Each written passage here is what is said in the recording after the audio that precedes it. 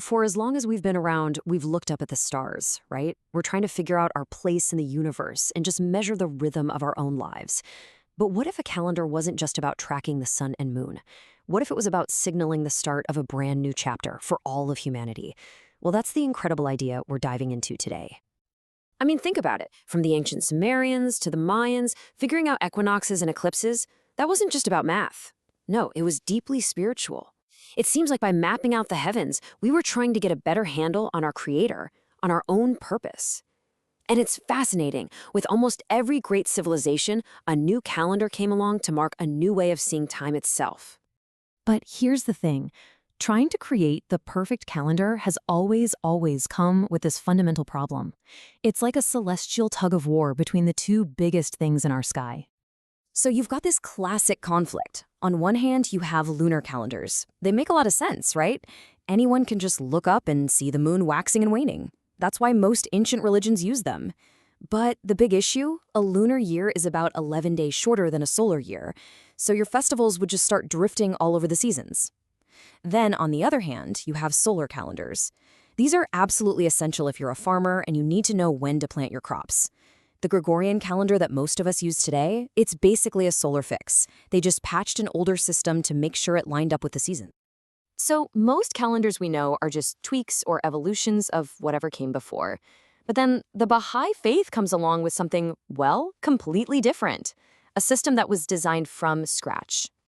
It's called the Badíʻ Calendar. And that name itself, Badíʻ, is an Arabic word, and it means unique or wondrous. And that name is a huge clue, because it points to the one thing that makes this calendar so different. See, while other faiths took the calendars that were already around and just adapted them, the Baha'i calendar is described as divinely revealed. What that means for Baha'is is that it's considered a direct part of the faith's teachings, introduced by the Bab as a complete system from day one. And that, conceptually, sets it apart from pretty much every other way of tracking time in history. Okay, so how does this thing actually work? Well, it's built on this incredibly elegant mathematical and spiritual idea, and it all revolves around one single number. That number is 19. The entire calendar is built around it, so you have a year with 19 months.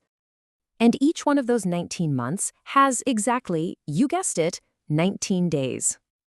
You do the math, and that gives us a year of 361 days. Now, I know what you're thinking. Hang on, a solar year has about 365 days, right? So what gives? Well, this is where the design gets really smart. To make sure everything lines up perfectly with the sun, 4 or 5 extra days are added in. They're called intercalary days, or ayami-ha, and they're tucked in right between the 18th and 19th months. And this isn't some clunky patch job. It's a brilliant, built-in feature that lets the calendar self-correct. It guarantees it stays perfectly in sync with the seasons, all without needing complex leap year rules. It's this beautiful marriage of mathematical perfection and real-world solar accuracy. And the pattern of 19, it just keeps going. A cycle of 19 years is called a vahed.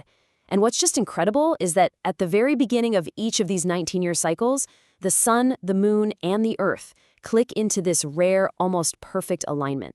It's a celestial event that even the ancient Babylonians knew about.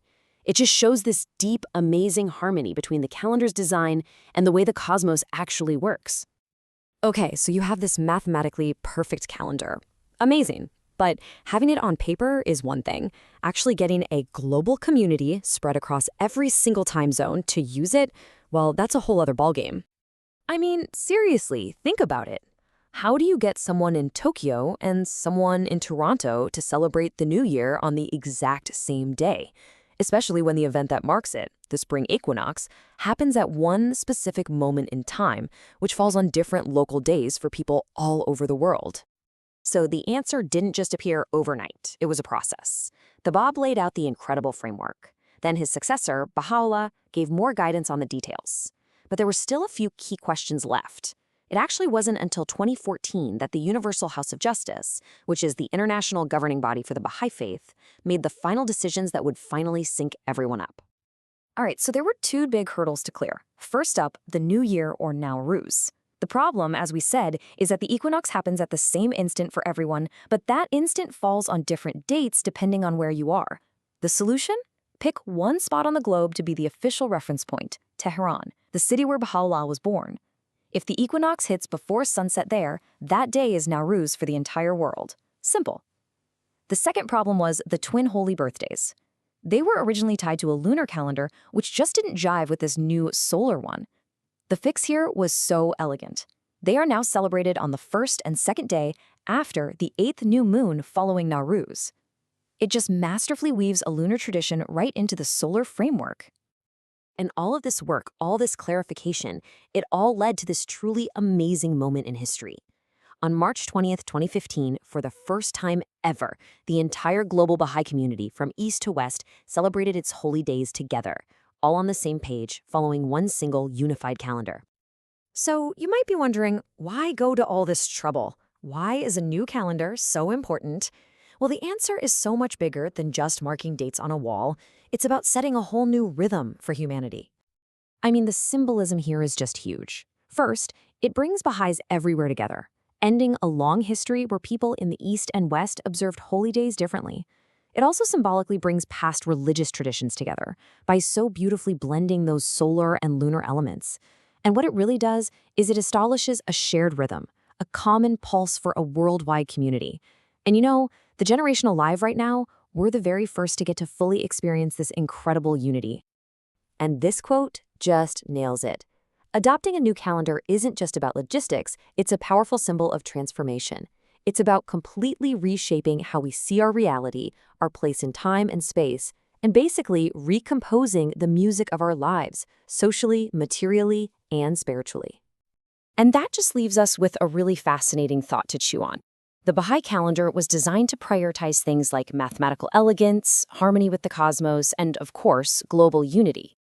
So if you had the chance to create a brand new calendar for the world today, what values would you bake into its design? What would your rhythm of time prioritize?